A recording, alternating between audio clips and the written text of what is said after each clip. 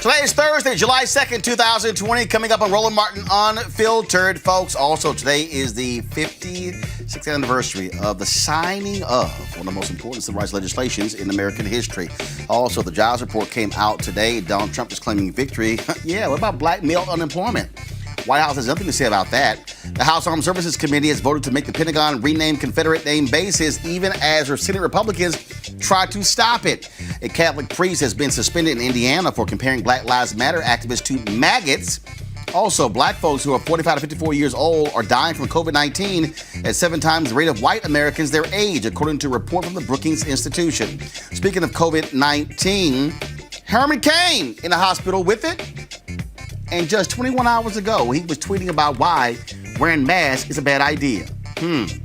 Researchers find high levels of discrimination against black and low-income renters in a new study out of Boston. And investors are calling on Nike, FedEx, and PepsiCo to cut ties with the Washington Redskins due to their name. And wait till we show you this black sheriff in Florida who literally has issued a threat to Black Lives Matter protesters. Plus, Maya Moore, a star WNBA player who sat out for a full year, was there when Jonathan Irons got released from prison on yesterday for a crime he did not commit.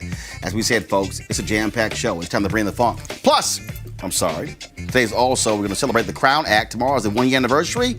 We have a phenomenal lineup, including a special tribute by India Ari. All of that on Roland Martin Unfiltered. It's time to bring the funk. Let's go. He's got it. Whatever the biz, he's on it. Whatever it is, he's got the scoop, the fact, the find. And when it breaks, he's right on time and it's rolling. Best believe he's knowing. Putting it down from sports to news to politics. With entertainment just for kicks, he's rolling. It's on go, y'all. It's Roland Martin, Rolling with Roland now. He's funky, he's fresh, he's real, the best, you know he's Roland Martin now.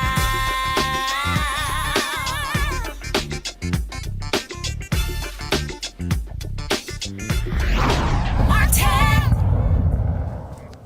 All right, folks, non-farm payroll soared by 4.8 million in June. The unemployment rate fell to 11.1% as the U.S. continues to reopen after in the midst of the coronavirus pandemic. Now, Donald Trump took a victory lap at a news conference today, saying today's announcement proves that our economy is roaring back. And also, they touted black unemployment falling from 16.8% to 15.4%. But you might want to slow that down a little bit.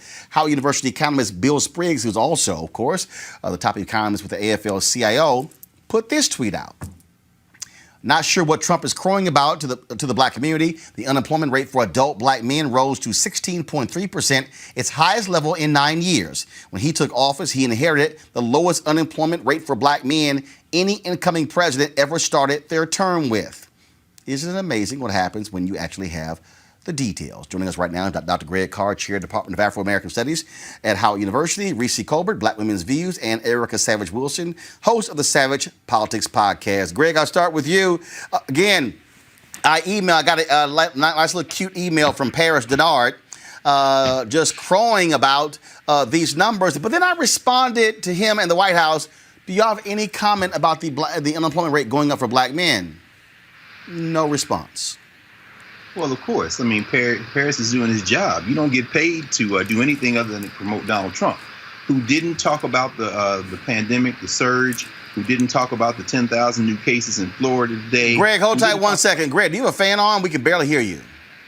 There's a loud buzz. So let's do this here. I'm going to go to Reese. We're going to come back to Greg. You guys, take care of that loud buzz. We can barely hear Greg. Reese, go ahead. Your thoughts. Yeah, I think that the COVID-19 pandemic has exposed the great systemic institutionalized racism that we have in our economy and in our country. And it's no surprise whatsoever that even as jobs are being added back, Black people are, and particularly Black men, are being left behind. So we have nothing to celebrate yet. These are not new jobs. These are jobs that were furloughed or that were shut down because of the pandemic, returning back to normalcy. But guess what? We have another shutdown coming down, or at least another scale back coming down. And so this is a temporary reprieve, but we also have the unemployment insurance, $600 a week that's going to be running out, that Mitch McConnell has signaled he has no interest in extending. So there are many, many more problems over the horizon, not just for Black men, but for the country in general. Erica. Yeah, and then we're also looking at reporting from places like Queens, New York, where folks who were impacted heavily by the coronavirus are having a most difficult time re-engaging the economy again. We're looking at where investments were and where they weren't placed. And then we're also looking at moratoriums expiring for people that are living in apartments and they're facing eviction. So there is a lot more work ahead. And even when we look at the Great Recession, which is something that we can kind of look back at that was most closely to a real issue, economic issue, we saw that Black people, Black men, Black women had the most difficult time of being able to restart being back into the economy again. So him celebrating is really par for the course. It's classic Donald Trump, and I don't think that anyone should expect anything more from him than what we saw today. Greg. All right, we're trying to reconnect with Greg, and so we'll do that in just a second, trying to get his audio straight. Look, bottom line is this here: when you look at these economic numbers, they can play the game, but they have done an awful job when it comes to the coronavirus response. In fact, we're actually seeing how that is still impacting, because in Texas, Governor Greg Abbott, what he did was he opened the state. They were touting this whole deal. Now he issues an order today ordering everyone to wear masks. See, now had he listened to the Latina, Hidalgo, who's the county judge in Houston, he overrode her. He overrode Sylvester Turner, the mayor in Houston as well. And so the shameful actions of these Republican governors in Arizona, in Texas, and other states, they are going to cause, so all that progress with the shutdown, they're about to wipe it all out because they were so stupid trying to reopen states. Absolutely. Yeah. And then even when we look at, there was the principal deputy director at one of the hospitals in Houston put out a front page ad around people telling them not to celebrate this Freedom Holiday weekend in the way that they would normally do that. You're talking about not someone who's an executive leader, but you're talking about someone within the business community that also has executive leadership within a hospital. In Texas right now, you're talking about ICU numbers that exceed 100% capacity. I've also seen and read reporting where doctors are saying that, listen, we have folks that are young and that would otherwise be healthy that have been impacted by COVID, and that if they're not intubated, that they will die.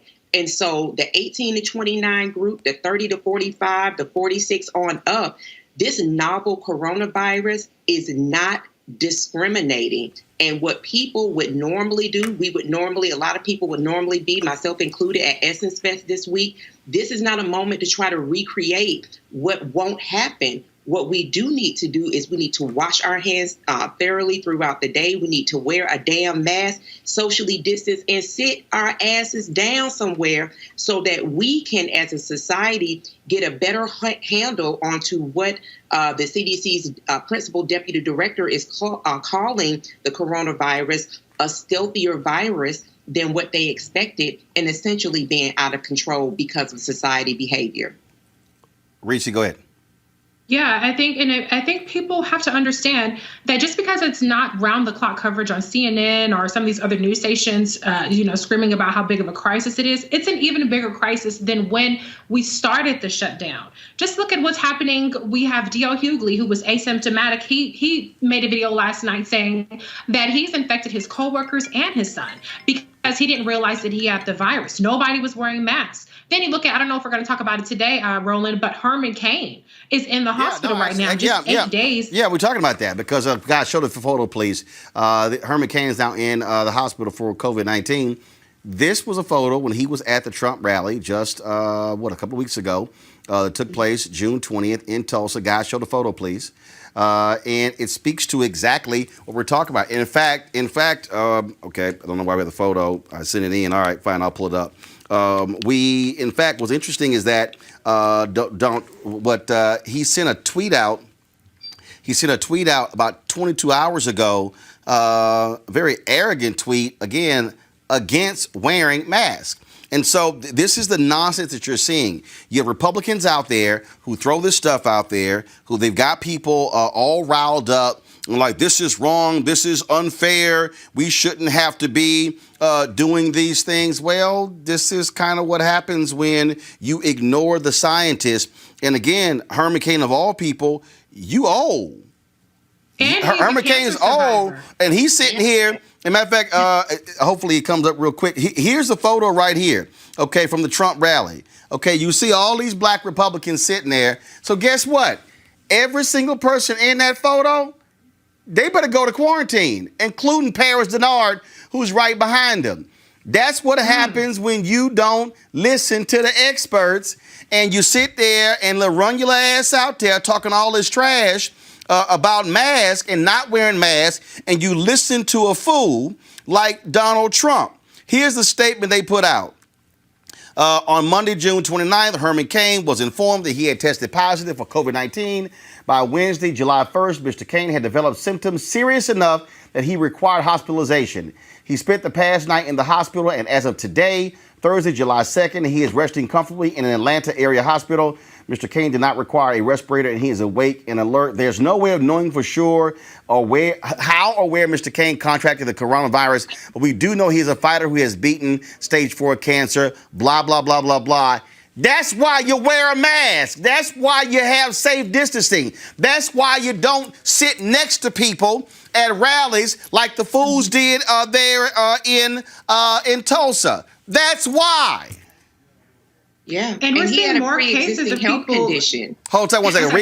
Reese, then Erica. Go ahead, Reese. Go ahead. Oh, I was going to say, we're seeing more cases of entire families getting infected. It's anecdotal from what I've seen, but I'm just seeing a lot more cases where an entire family gets infected. They don't know exactly who was the first person in the family to get the virus. And, this has a disproportionate impact in terms of the deadliness and the severity of this disease when it comes to Black people because of pre-existing conditions. So Herman Cain, as a stage 4 cancer survivor, should have known better. And you cannot follow a fool. Like some people say, you play stupid games, you win stupid prizes, and COVID is not the prize that you want to win. Go ahead, Erica.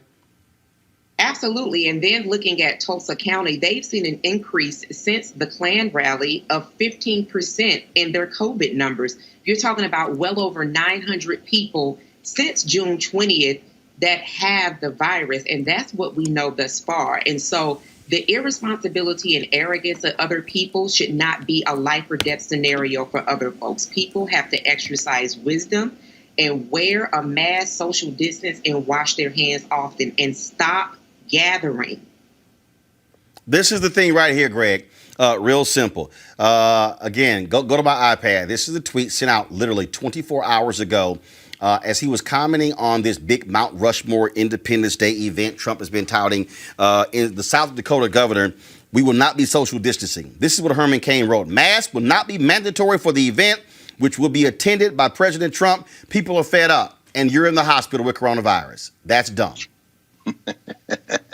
The Black Hills are sacred in South Dakota, and shout out to the Dakota Sioux who have said you're not welcome on our territory. And Herman Cain would do well to revisit his old slogan when he was running for president, 999, except not the number 9, maybe 9 as in German. No, Herman. No, brother. Now you are in the hospital because you were one of those rent-a-Negroes that showed up out there in Tulsa.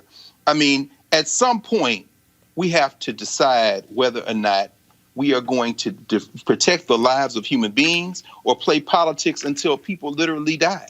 I mean, the governor of Florida now trying to close stuff. 10,000 people in the last day have shown up, tested for COVID. In Texas, the lieutenant governor has lost his entire mind. And now Herman Cain thinks that somehow scoring political points is more important. When, in fact, even there in Texas, you saw what happened with Mike Pence in that church. The choir singing behind him. Several of those people had contracted COVID, and they up there singing away with no masks, even as the vice president has his mask on. I mean, you know, at some point, this thing has to really come down to whether or not we're going to stand on the side of protecting people's lives, or we're going to continue to abet this type of political foolishness. Folks, according to the Brookings Institution, Black Americans, specifically between the ages of 45 to 54, are dying 7 times the rate of white Americans who are the same age. For ages 45 to 54, the death rate per 100,000 is 28 for blacks, 24 for Latinos, and 4 for whites.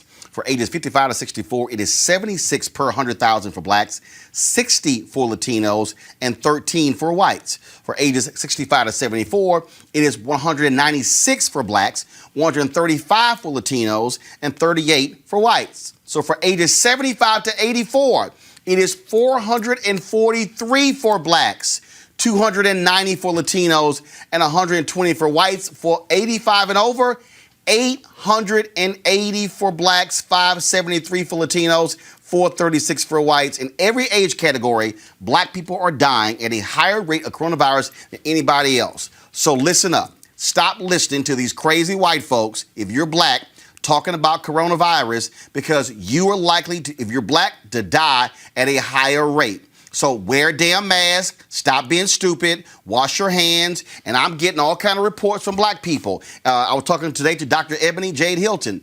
She was in her home state of South Carolina, and she was telling me these black people are not wearing their mask. Look, if these other folk want to kill themselves, fine. But the reality is that's their business. But black people, we are getting hit harder than anybody else with this. Don't listen to those fools. Don't listen to them fools on Fox News. Don't listen to any of them, and wear a mask. If you get it because you chose not to wear a mask, that's because you were stupid as hell, and you should have listened to common sense trying to explain to you what in the hell is going on. Sorry, I put it just like it need to be put, because somebody got to say it the way it's supposed to be said. All right, folks, let's go to our next story, and that is you want to talk about stuck on stupid. The House Armed Services Committee, they've approved an amendment in the defense policy bill that requires the Pentagon to rename all Confederate named bases and other properties within a year. This committee vote comes after Donald Trump threatened via Twitter to veto the defense authorization bill if it includes the requirement to rename the bases. Now, over in the House, in the Senate, Josh Cawley of Missouri, he actually tried to strip it from the bill. The senator said no. But what's crazy to me, Greg, Senator Tim Scott actually gave an interview where he said that we should have a study as to how these bases somehow got named after Confederate generals. We don't need no damn study. We know exactly how they were named. And who cares how and why they were named? We know what the real deal is. Take them damn names off. Joseph Rainey, Robert Smalls, just 2 of the many incredible black elected officials, congressmen, state legislators, local elected officials that came out of the Civil War and into Reconstruction. Tim Scott is an embarrassment to every person of African descent in the state of South Carolina who struggled during Reconstruction, who fought their way out of enslavement, and everyone since, from Septima Clark all the way through to the current members of the United States Congress in which he serves from South Carolina. At some point, brother, you have to decide whether or not, forget the right or wrong side of history, you have to decide before your head hits the pillow every night whether you can stand defending traitors not only to the United States of America, but more important, people who, if they had had their way, you wouldn't be in the United States Senate. You'd have your shirt off, chopping indigo or cotton or rice in a rice paddy in your native state of South Carolina. Not only is that indefensible, I understand Josh Hartley. I understand Hartley from Missouri. I understand Hartley, an unreconstructed white nationalist, who is saying, well, why don't we listen to military families and why don't we have public hearings? But when Tim Scott says it, this goes beyond politics, brother. Now you are on the opposite side of your race, and that's indefensible. Simple as that. Simple as that. Folks, again, you're seeing what's happening here. Now you talk about pressure that's being applied as well. That is, a number of companies, a number of investors representing $620 billion have said to the Washington Redskins, take that name off of the team. Well, guess what? This just in, the folks at FedEx, the ones who pay the field rights, stadium rights name, they issued this statement. Go to my iPad. FedEx has asked the Washington Redskins to change its name. Here's the statement. We have communicated to the team in Washington our request, that they change the team name. Reese, I keep trying to tell people, money talks. And as Richard Pryor said in Car Wash, bullshit walks. Bullshit walks. Exactly. That is how you have to hit it. We live in a capitalist society, for better or for worse. The better part of it is how we can apply pressure to these companies that won't do it out of altruism, that don't want to do it out of being on the side of ethics and morality and decency. That's where the money talks and the bullshit walks. And at the end of the day, these companies are seeing that to be corporate, the whole notion of corporate responsibility is a thing that they have to be much more conscientious about, and they have to be a lot more consistent about, in terms of not just saying these things, but actually putting their money where their mouth is. And so this is really incredible pressure that's being put on Snyder, and he's going to have to make the decision if he's going to side with white supremacy, if he's going to side against the long-standing demands from the Native American community to change this just racist name and do the right thing. Erica, why this is huge, 87 investment firms and shareholders worth a combined $620 billion. They didn't send letters to the Redskins. They sent letters to Nike, FedEx, and PepsiCo saying, cut ties. Those companies are afraid of those investors pulling their money out of their stock. That's why FedEx sent that letter.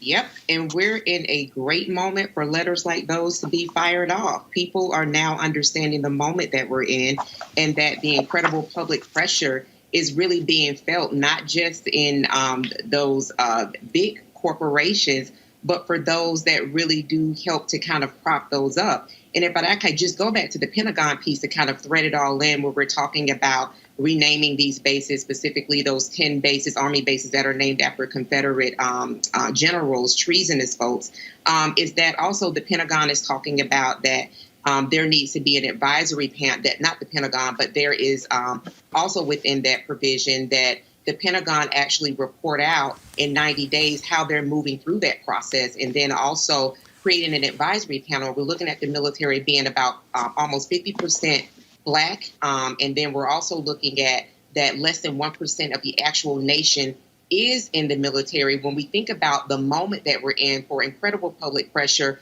that we're seeing it not only with the renaming of these bases, but then we're also seeing with this whole Washington Redskin business that has been going on for decades. This is really a moment where we're going to be able to see where people are standing in their hearts. For Dan Snyder to say that they're not really offending the Native American community, and then actually, sing out the words of the song, it is offensive to the Native American and indigenous population. And so people are going to have to make not just decisions for their dollars, but historical decisions as well. Real simple, Greg. Money talks. The reason you're seeing the changes in the 5.5 weeks after the death of George Floyd is because people begin to press the money levers. And that's what I keep saying. In fact, I've been making the arguments to other people. They keep saying, well, how can we change the VC culture when it comes to investment? I said, no. What you do is you have you have the VCs at the top.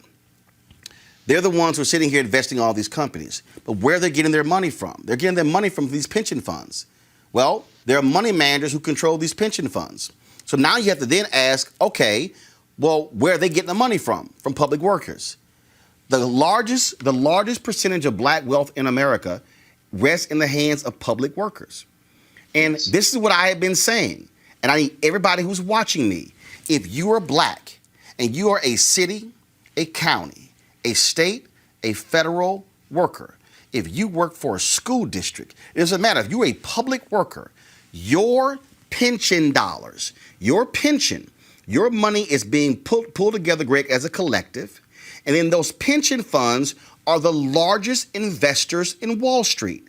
So if you want to change Wall Street, if you want to change how venture capitalism look, if you want to change how those white-led investment firms look, all that needs to happen is these Black public workers need to rise up and say, who is the investment fund controlling our money? Where are your Black partners? What the companies you're investing in, where are their Black board members and Black senior execs? if you don't change your policies, we're not going to invest in your companies. That will change the entire structure, Greg. That's exactly right, Roland. And it's clear that business people can count. And as you said, they're following the money. And the irony is that even as we see the attack on public unions in this country, which has spanned the last several generations, we see whether it be Mark Zuckerberg at Facebook or whether it be Snyder soon with this Washington football club, they are looking ahead and trying to gauge the momentum of this general strike that's in the street. Even as we need to organize better to express ourselves, the simple fact of the matter is that these companies are realizing that their consumer base is increasingly non-white. You have another element of whites who are now saying Black Lives Matter and may be inclined to spend their dollars elsewhere. And as you said, when you see the rates at which people are getting sick and dying with COVID-19, we know we're essential personnel. We know all the other factors. But one of the factors that the Brookings report reveals as well is that the younger this country is, the more non-white it is. We're not going to be talking about minorities in the same way in the next 20 years. And so as a result, these companies are trying to get ahead of the thing. And when it comes to the Washington Football Club, the DC, the mayor, the city council made it very clear several years ago when they're trying to angle for a new stadium in the district. You're not coming back into the district until you do something about that name. Right. And first of all, the reason they even got the first black player they got because the head of the Department of Interior told that racist owner, oh, we own the land your stadium is on. You're going to go get you a black ball player. Folks, I do want to talk about this here. Today, of course, in 1964, the Civil Rights Act was signed, obviously one of the most momentous laws in American history. The reason I'm stating that is because you're seeing what happens today as a result of that in terms of what is happening. This study out of Boston shows how we are still being impacted. Of course, this dealt with public accommodations, not housing. But this new study from Suffolk University Law School finds that landlords and agents in Greater Boston are discriminating against black renters and those with vouchers for Section 8 housing. They have been illegally shutting out qualified renters. And the discrimination testing study showed the majority of real estate brokers show black testers half the number of apartments than white testers. The testing also revealed a high level of discrimination against people that have Section 8 housing vouchers, regardless of race. Even though here we are today, on July 2nd, after this bill was signed in 1964, Reese, the reality is to white folks in America, here is more of your evidence of what it means to be black in America. Absolutely. I mean, if you're a realtor, then your incentive should be to get the stuff rented, not necessarily to try to steer white people or black people into certain areas. But that is how this white supremacy is perpetuated. It's institutional to a certain degree, but it's also perpetuated by people who are doing this work every single day and making these decisions, whether they're conscientiously making these decisions or not. It's still having the same impact of being discriminatory. And it's really appalling because one of the things that they talked about is that people expect this kind of discrimination. And that's just what's really so disgusting about it, is that black people already know that they're going to be discriminated against when it comes to these things. And even with the advances we have in technology, with being able to screen these things online, having access to more information, we still see this discrimination persist. Erica. Right, and we saw the current occupant of the White House really demonstrate this back in 1973 when the Justice Department sued him, his father, Fred Trump, and Trump management for doing the very same thing. You had a tester because a black man wanted to rent a place out in Brooklyn. He talked with the super, and the super said it was already rented. When he reported it back, it was found out by a tester that went out that the very same thing that is coming up in this report was the very same thing that happened back in the 70s. And it was the reason that Donald Trump and his folks were sued. And then we saw the advent of the 80s of Ronald Reagan describing what was the welfare queen. And so then for the folks that are people who do have Section 8, kind of like the myth around people who are receiving those benefits is that they're irresponsible. They're taking up space. They're taking your money. When in essence, you're looking at that particular voucher is guaranteed money through the Federal Housing Authority. So we're really seeing par for the course. And so this is not something that is of surprise. That it is still happening is really just kind of what we've seen throughout history. Greg, you had those black baseball players who talked about the racism they faced in Boston. All these white folks living in denial. Another example. Exhibit 1336. Exactly, brother. And it's interesting because on this anniversary of the Civil Rights Act of 1964, we realize that the black struggle has laid the foundation for every other equity victory in this society. 2 weeks ago in the Bostock versus Clayton County case, that was the case where the Supreme Court 2 weeks ago said that the definition of gender or sex includes gender. That was Title VII of the Civil Rights Act of 1964, as you said many times on this show. But at the same time, when we deal with this question of housing, we're facing a looming housing catastrophe. Yes, people are forced off from evicting folks, landlords. However, they're still filing eviction notices with the courts. And so if people are displaced from their homes, then this discrimination by race takes on an added dimension of catastrophe in the fall of this year. Yep. We're facing a ticking time bomb, even as other folks have used Title VII and other elements of the Civil Rights Act of 64 to advance causes that we all support. But never forget, black people are at the foundation of that discrimination. Folks, so Black Lives Matter is scaring the hell out of these white folks. A suburban Indianapolis Catholic priest has been suspended from public ministry because he decided that comparing the Black Lives Matter movement to maggots and parasites in a recent online church bulletin was okay. Reverend Theodore Rothrock of St. Elizabeth Seton Catholic Church in Carmel, Indiana, wrote this: "The only lives that matter are their own, and the only power they seek is their own. They are wolves in wolves' clothing, masked thieves and bandits, seeking only to devour the life of the poor and profit from the fear of others. They are maggots and parasites at best, feeding off the isolation of addiction and broken families, and offering to replace any current frustration and anxiety with more misery and greater resentment." And that's a Catholic priest. Now check this out. Here is this brother, a sheriff in Florida named Daryl Daniels, the first black sheriff in Clay County's history. Listen to what this yahoo said about Black Lives Matter.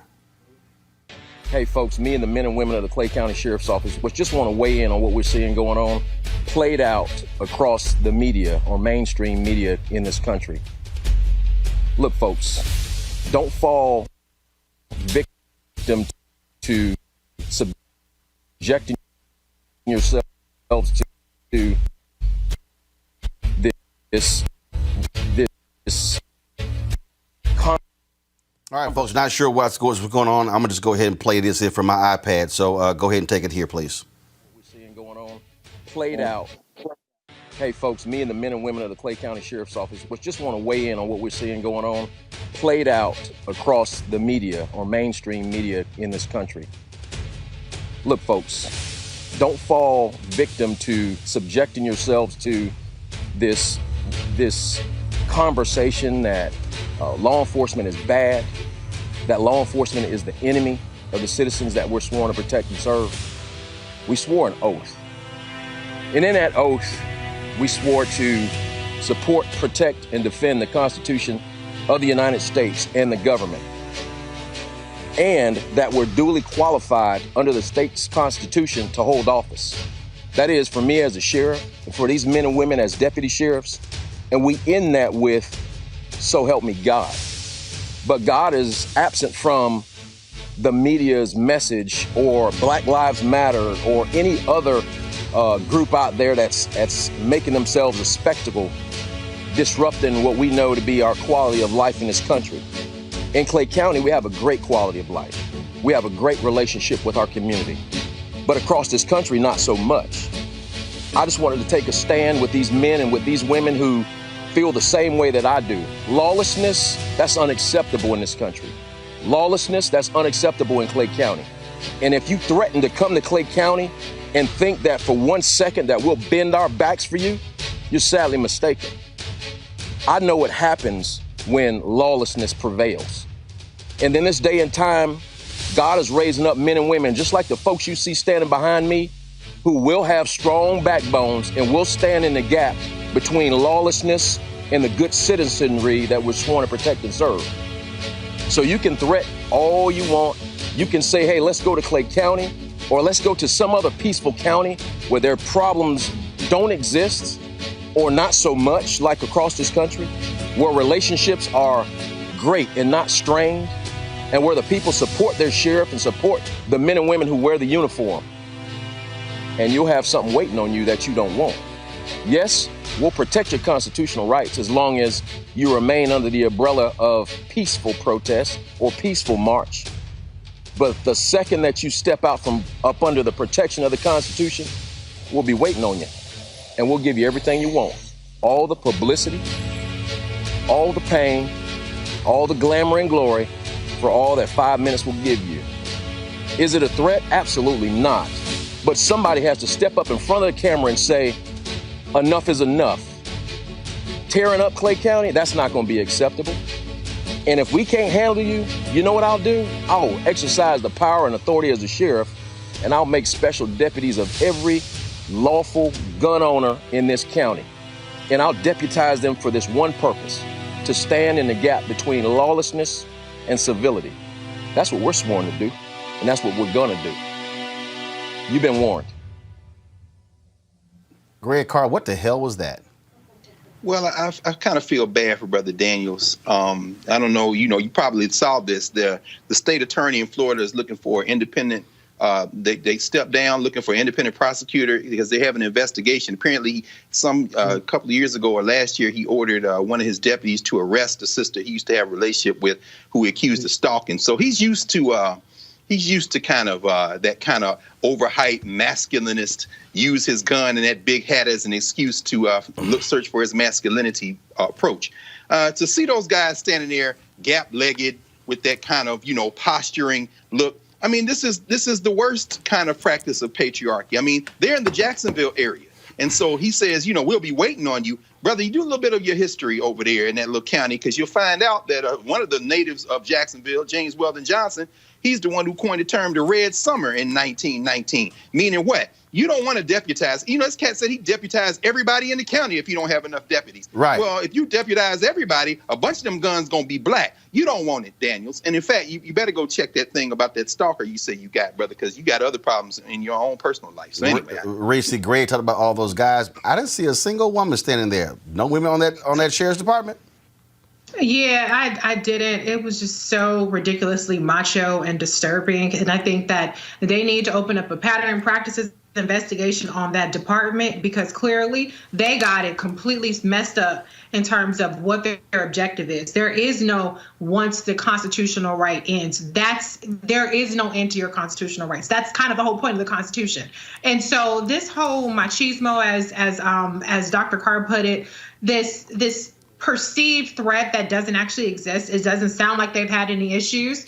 This grandstanding, it's really pathetic and insecure, and it's dangerous. And, deputizing people is absolutely never a good thing. And he will have blood on his hands if people take him up on that offer. So they need to investigate him and everybody behind him, because something is really, really wrong and demented and almost demonic, I would say, about what we just saw. All this stuff, Erica, God this and God that, and they are not this, and all this. Oh, it's not a threat. What?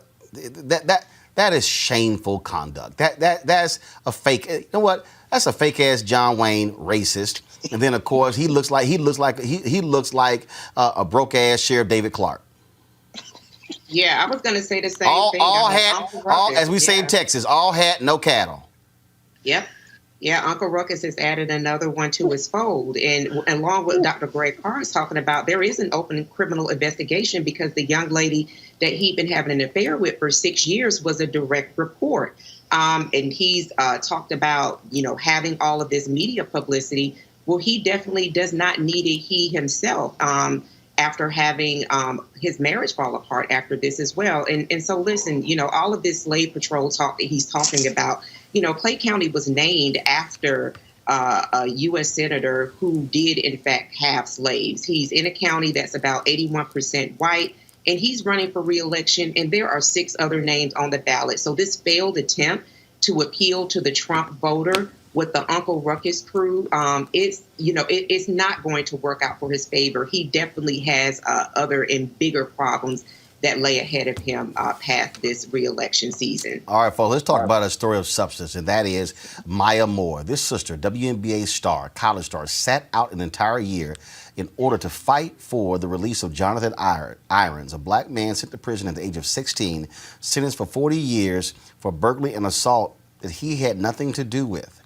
Well, folks, yesterday, after all the hard work of many others, including Maya, this happened. Because that's another passion.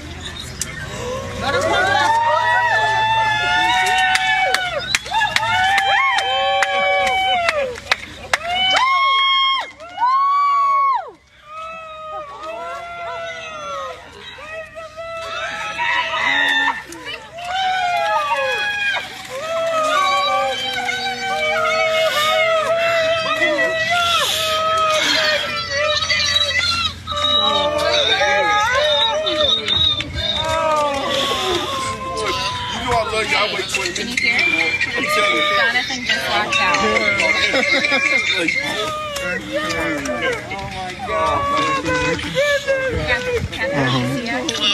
I'm already on the phone. Oh my God!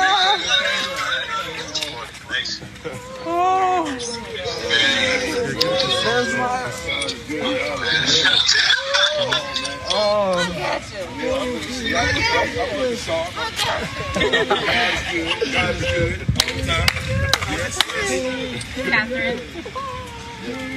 23 and some change. Okay, 22. Oh, okay. Oh, that's.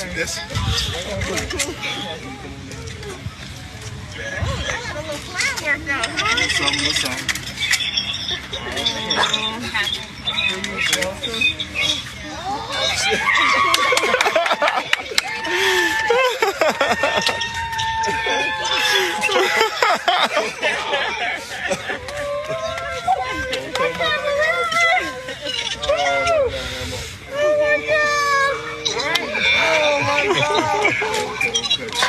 Come on, man. What y'all doing, man? Y'all bring it in, man. What y'all doing? Y'all trying to get beat up? Give me some love. Come on. Love you, baby. Love you, baby, man. I wish you had to cut your tail because I want to cut it. Come on, what's up, young dog? We made it. What's up, baby? I'll take it. Baby? Okay, I was just checking. It's done. I was just checking. Okay, y'all. How's it feel? Come here. We made it. How's it feel? How's it feel? One sentence. Life. I feel like I can live life now, man. I'm free. I'm blessed. I just want to live a life worthy. Live my life worthy of God's help and influence and just provision in my life, and He made this possible. I thank everybody that supported me, Maya and her family, and just to be home, to have somewhere to be home. I'm so grateful. I hope y'all got this here for. The guys in the prison made this for me. It says hope, because they need that. The things that they're doing here in the prison, that they're trying to be positive changes and trying to help people. All my friends back there that I left behind, I feel like they got locked up, but I love them, and I'm not gonna forget them, and I'm gonna help the ones that I can. So thank y'all for coming. I appreciate it. Hey, Tony, why you didn't come see me? I said, come here, Tony. Come here. On that note. Erica, for all the praise that folks give LeBron James for what he does, for what they give the likes of other athletes, even Colin Kaepernick, this sister literally put her career aside to fight every day for this man's release. Yeah, that video gets me every time, because that is exercise a platform. When people talk about having a return to sports, we are in a moment that really does require that we actually look outside of ourselves and see what it is that we can be doing to improve the lives of our community. And that community extends to incarcerated bodies. Those incarcerated bodies, even in as relates to the census, when we look at the census, that there is a counting of those bodies to the facilities where they're housed, which are usually rural white communities. So there is a real fight of justice that we can all be doing, and that Maya actually gave her career and actually not only talk the talk, but walk the walk. And she did not do it with a lot of fanfare. She moved in silence and she moved stealthily. I so applaud, and it just reinforces to me that, you know, Black people are amazing, but absolutely Black women do lead. Reese. Absolutely. I mean, and lead with knowing that there's no cookie at the end of the tunnel, right? I mean, when you have people like Kim Kardashian who are lauded for their work, and you have other people, other athletes that are lauded for their work, and the Black woman that really power, even in the Kim Kardashian advocacy she does, Black lawyers, several Black lawyers power those cases that she's the face of. And so what Maya did is absolutely incredible. And to Erica's point, they had a long-term friendship. This wasn't something where, you know, a publicist handed her a case and said, hey, this will look good if you take this on. She actually had a long-term, decade-long friendship with Mr. Irons. And it's a heartwarming story, but also a tragic story because of the fact that the case was flimsy to begin with. He was misidentified. It was circumstantial. And the sentencing for somebody who was 16 years old at the time for 50 years, I mean, when the case started, for 50 years is excessive. And we know that that kind of sentence would never have been given to a white child, essentially, if that were the case. So there are so many reforms that have to happen so that we don't have to have these heartwarming cases where it's a happy ending after a decades-long incarceration. We need to reform the system so that we don't have these cases at all. Greg. Reese is absolutely right. Brother Irons, I mean, you spend that many years behind some bullshit. Come on. And his story is not an outlier. It's not unique. And in Maya Moore's case, you're right, Erica. I mean, Maya Moore is a two-time national NCAA champion in basketball at UConn.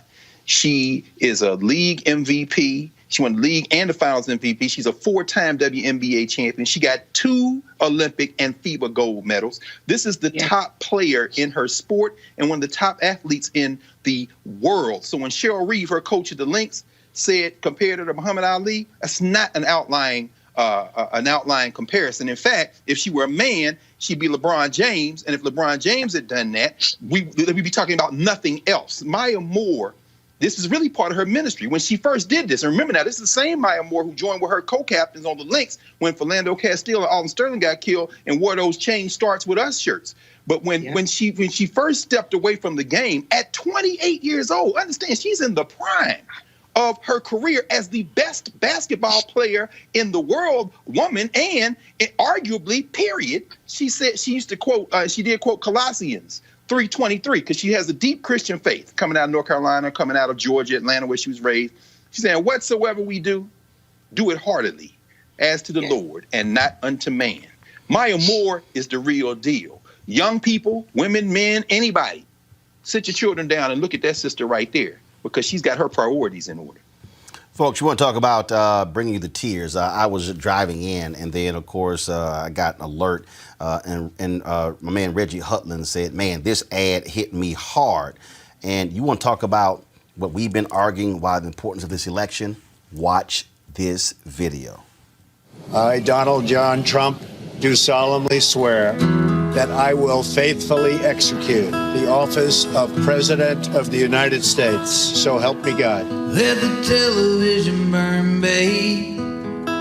There's a riot in the street. If you have been waiting to break glass in case of emergency, we are there. At their feet. We felt a change, but ain't it a shame how it all turned out? You know what I am? I'm a nationalist. It was a long time coming. It's a little late now. I will teach my grandkids to hang one. Stack up the dead till they block out the sun. These white boys with money make the whole world run. Can anyone on the Republican side say unequivocally Black Lives Matter? You and me, brother, we're the dangerous ones. You and me, brother, we're the dangerous. You should have nothing wrong with it. I got a daughter right here. She's 18 years old. 18. She's the first that voted in my very first. So let it burn, let it burn, let the motherfucker burn. It's election day. We have to fight until the end, though, brother. We got to go down swinging. We are the first generation to be able to say, I guess it's gonna burn either way. you can't tell me nothing. Well, the shots been fired, but the war ain't won. These white boys with money better learn how to run. Oh, I'll hit you back, the blood hit your tongue. You and me, baby, we're the dangerous ones. You and me, baby, we're the dangerous ones. My daughter said if I was 18, I would have been out there doing it, so get your butt out there and vote. She's 17. She's telling me what to do. So I had to do it. Black voters matter. That fed my spirit. You know what? I'm grateful that I came out. Because I matter.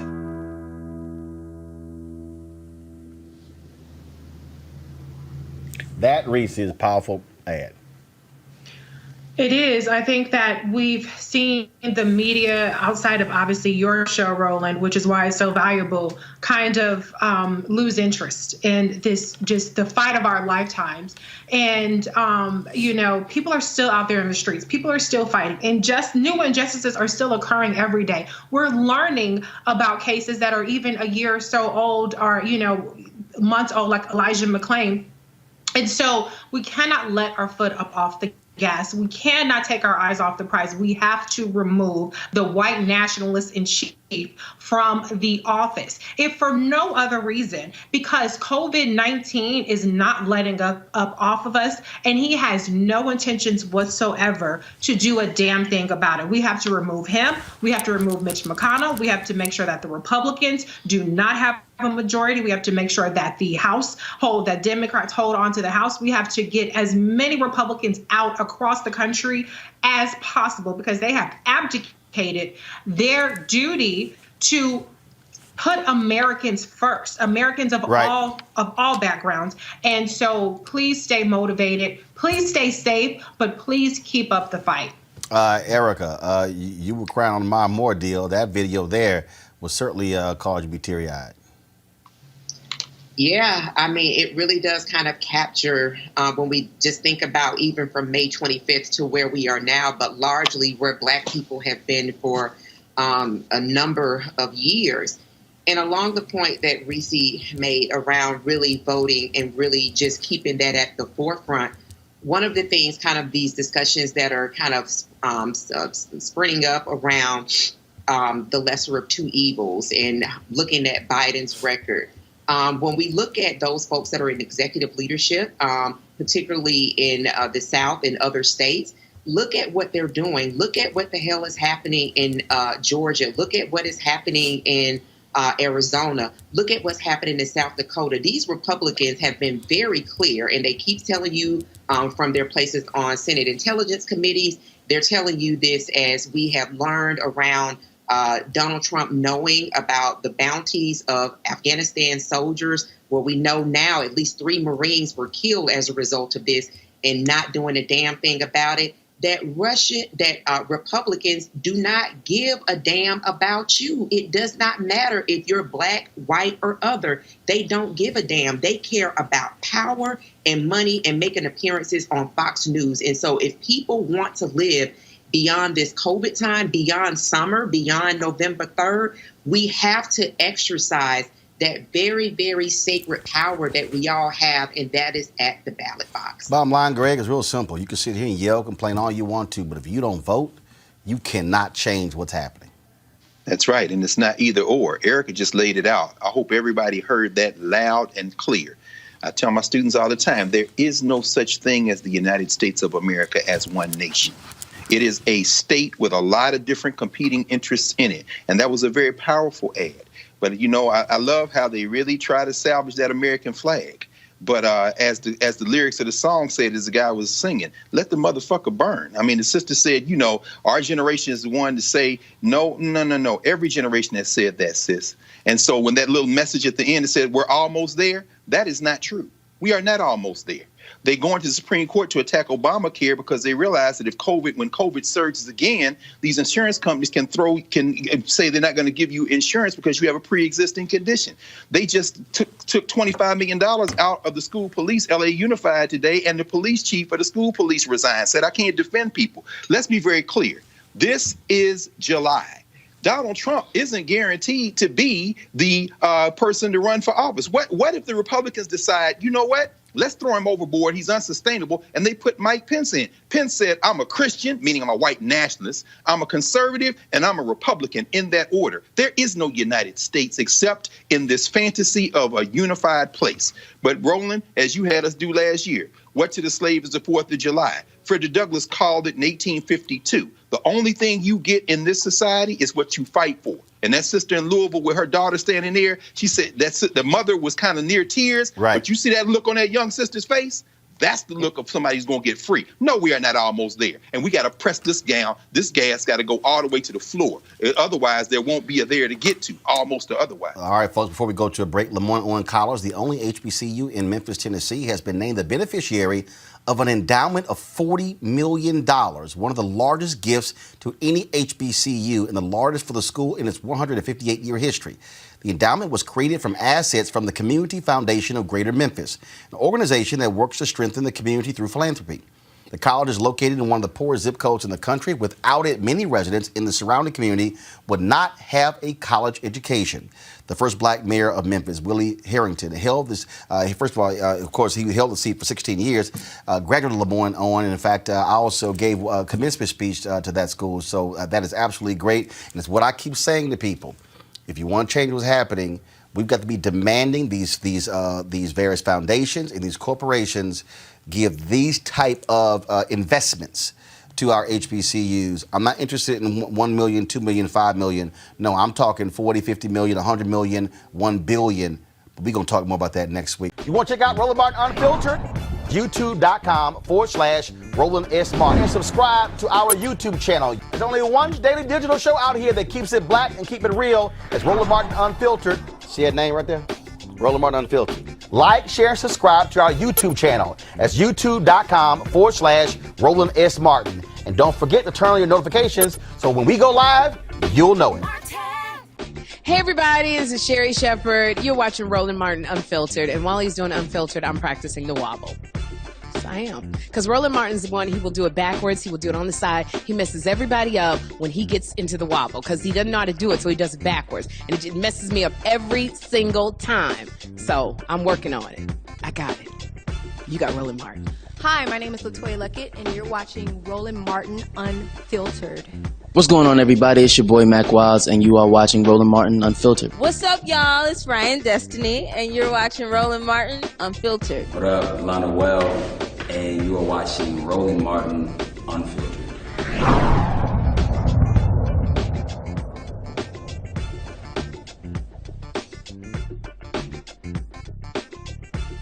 You want to support Roland Martin Unfiltered? Be sure to join our Bring the Funk fan club. Every dollar that you give to us supports our daily digital show. There's only one daily digital show out here that keeps it black and keep it real. It's Roland Martin Unfiltered. Support the Roland Martin Unfiltered daily digital show by going to RolandMartinUnfiltered.com. Our goal is to get 20,000 of our fans contributing $50 each for the whole year. You can make this possible. RolandMartinUnfiltered.com.